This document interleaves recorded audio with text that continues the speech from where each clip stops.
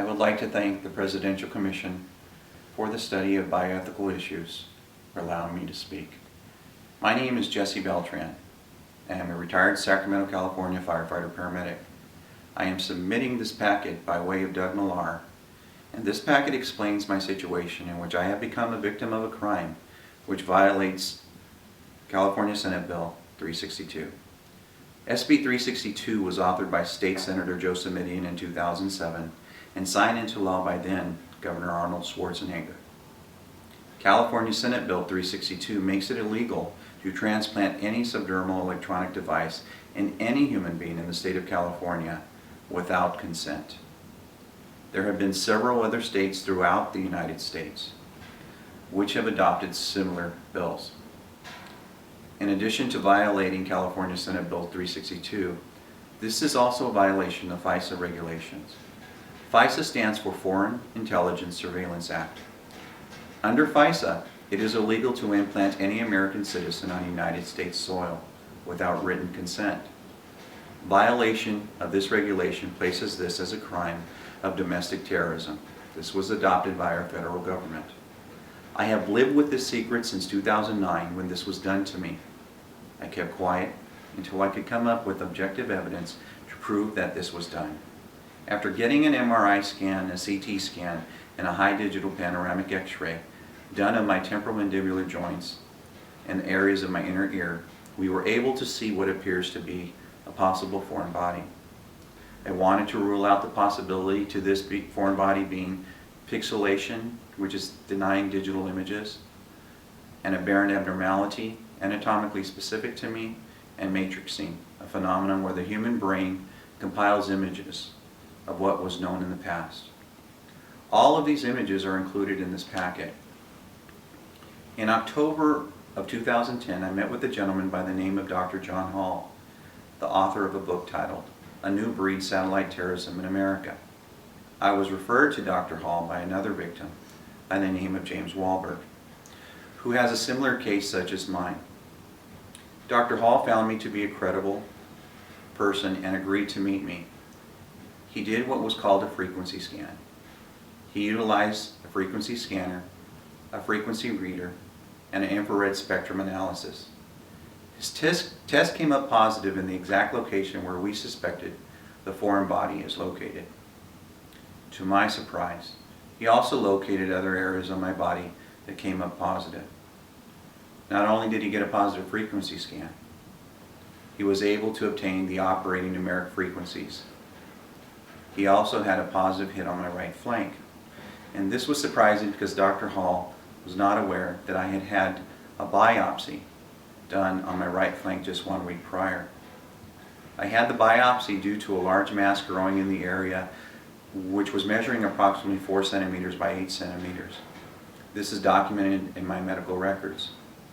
The bottom line is this: pixelation, aberrant abnormalities, and matrixing do not emit electronic frequencies.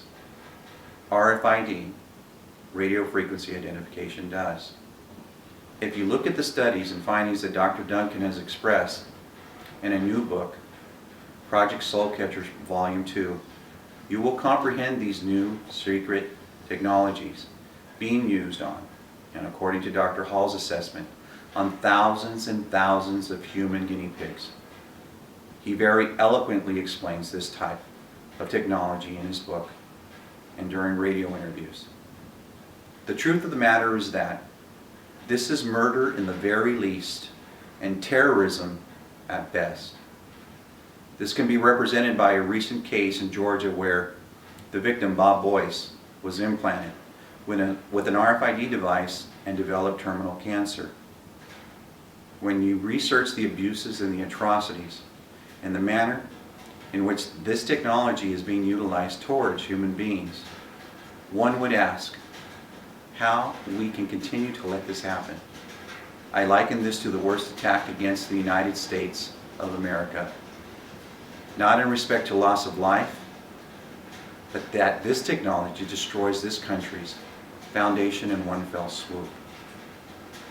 Imagine a country with no right to privacy, no doctor-patient confidentiality, no attorney-client privilege, no free speech, no due process, no right to practice your religion the way our forefathers had envisioned for us. When I became a firefighter paramedic, I did it to help people.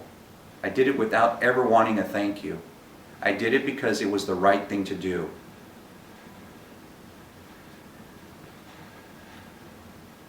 Recently,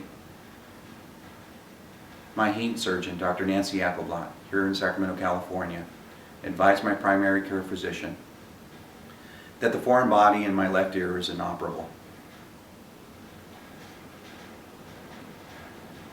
Thank God for Bob Boyce, who was able to locate the RFIDs located in his body, and he was able to defeat his cancer. Unfortunately, because of the circumstances, I may not get that chance. I sincerely ask the Presidential Commission for the Study of Bioethical Issues Committee for help. Help protect our country. Help protect American citizens against murder and terrorism. Help save the future of our children. Help save my life. Thank you.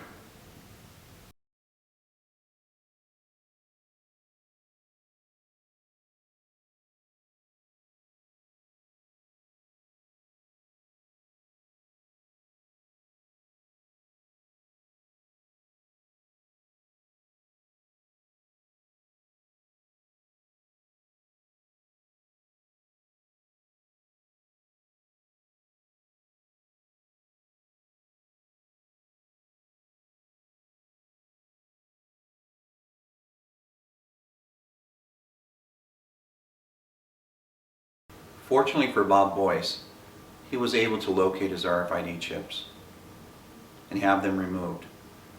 And thank God he was able to defeat his cancer. Unfortunately, for my circumstances, recently my heat surgeon, Dr. Nancy Appleblot here in Sacramento, California, recently advised my primary care physician that the foreign body in my left ear is inoperable. And unfortunately,